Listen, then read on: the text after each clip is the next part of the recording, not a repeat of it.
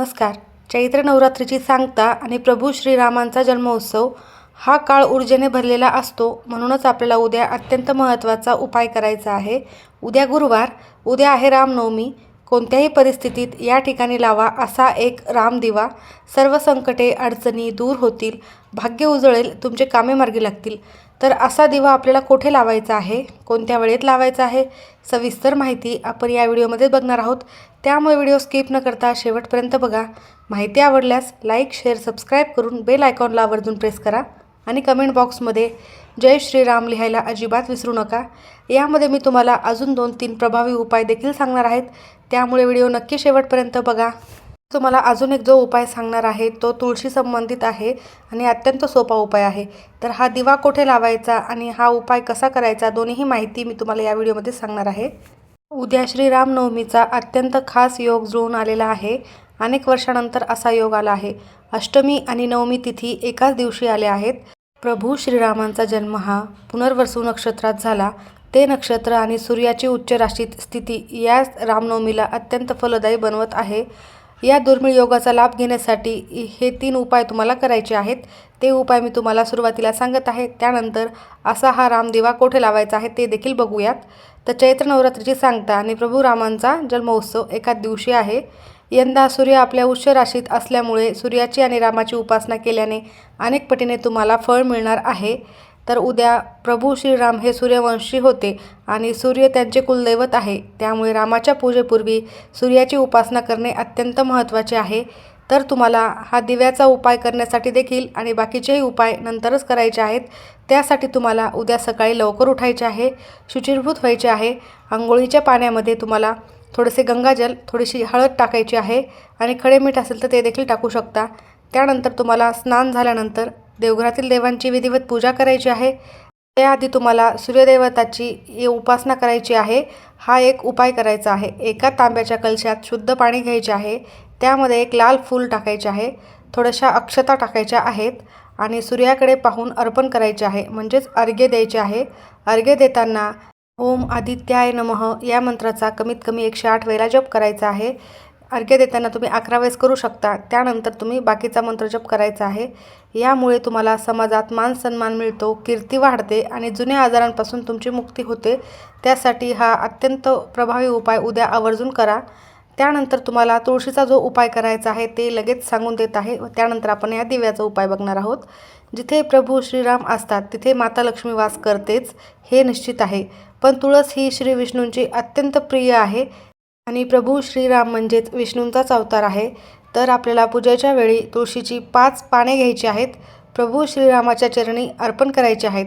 पूजा संपन्न झाल्यानंतर ही पाने उचलून आपल्या घराच्या मुख्य उंबरठ्यावर दोन्ही बाजूला ठेवून द्यायची आहेत.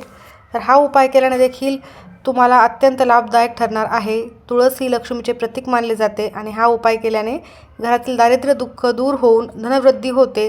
माता लक्ष्मीची कृपादृष्टी कायम तुमच्या घरावर राहते. तर अत्यंत प्रभावी आणि खूपच साधा आणि सोपा उपाय आहे. तर हा उपाय तुम्ही आवर्जून करायचा आहे.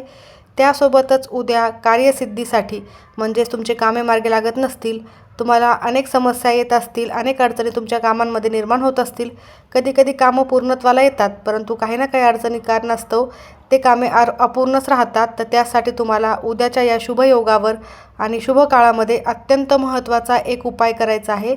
विजय मंत्राचा जप उद्या तुम्हाला करायचा आहे.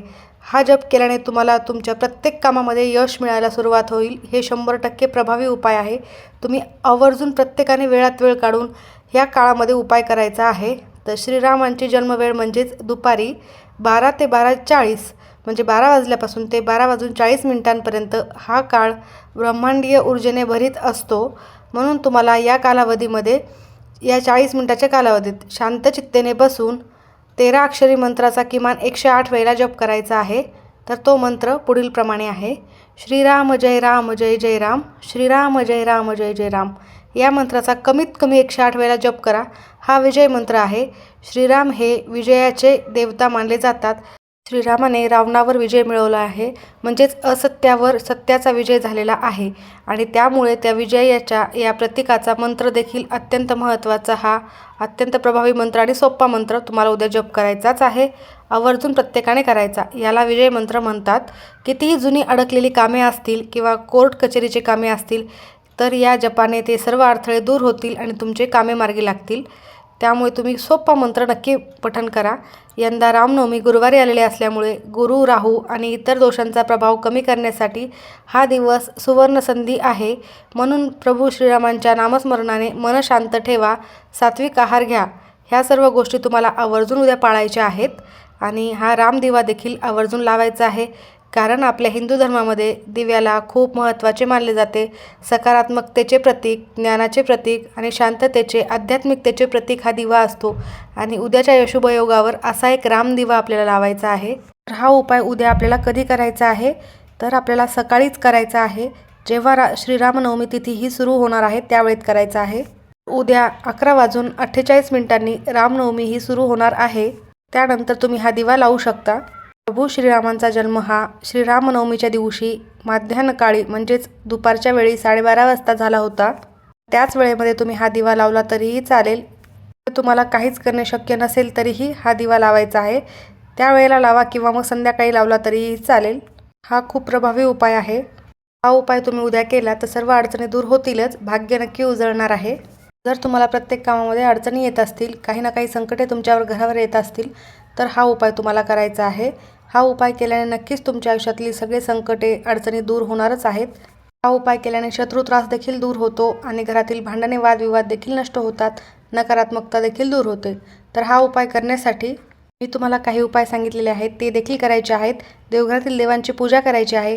त्यानंतर तुम्ही हा उपाय करत असताना तुम्हाला आधी श्रीरामाच्या मूर्तीला किंवा फोटोला अभिषेक घालायचा आहे. जर मूर्ती असतील तर तुम्हाला मूर्तीला अभिषेक करायचा आहे. फोटो जर असेल तर फोटो स्वच्छ पुसून एका चौरंगावर पिवळ्या रंगाचा कपडा अंथरून त्यावर मांडायचा आहे. आणि त्याचबरोबर तुमच्याकडे दोन्हीही नसेल, जर श्रीरामाची मूर्ती नसेल आणि फोटो देखील नसेल तर मग तुम्ही बाळकृष्णाची मूर्ती घेतली तरीही चालेल.